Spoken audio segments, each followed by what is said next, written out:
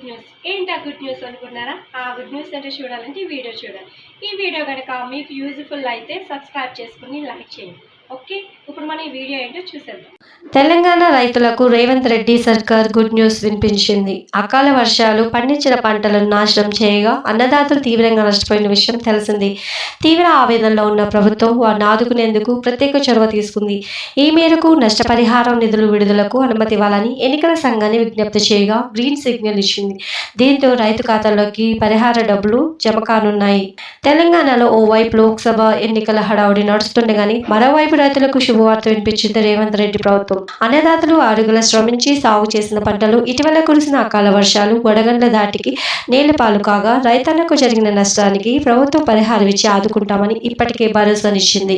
ఈ మేరకు మార్చి 16 నుంచి 24 వరకు దాదాపు 10 జిల్లాల్లో 15,814 ఎకరాలు వివిధ పంటలు నష్టపోయినట్లుగా అధికారులు ఓ నివేదికను కూడా రూపొందించారు. రిపోర్టు ప్రకారం మొత్తం 15.81 కోట్లను రైతుల పంట నష్టపరిహారంగా చెల్లించాల్సి ఉంటుందని ఆర్థిక శాఖ ఫండ్ రిలీజ్కు సిద్ధమైంది. అయితే ఈలోపే రాష్ట్ర వ్యాప్తంగా ఎన్నికలు కూడా అమల్లోకి రావడంతో పరిహార బ్రేక్ పడింది. అసలే సాగునీరు లేక కరువు తాండవిస్తుండటంతో రైతన్నను ఆదుకునేందుకు సర్కార్ ప్రత్యేక చొరవ తీసుకుంది. రైతులకు పంట నష్టపరిహారం విడుదలకు ప్రభుత్వం అనుమతి కోరగా ఎన్నికల సంఘం కూడా అందుకు గ్రీన్ సిగ్నల్ ఇచ్చింది.